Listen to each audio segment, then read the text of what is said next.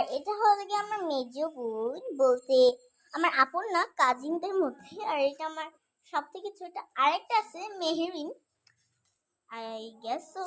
তো ঈদ মুবারক। তো guys, inner একটু এখানে একটু ঠোসা পড়েছে, জানি না কেন। তো এনিওয়েজ, আজকে তো অনেক special day guys, I am so excited. আর আমি আজকে বেড়াতে যাব।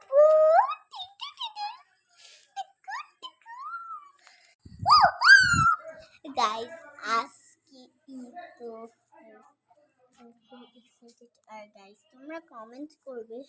ওইটা মিনিট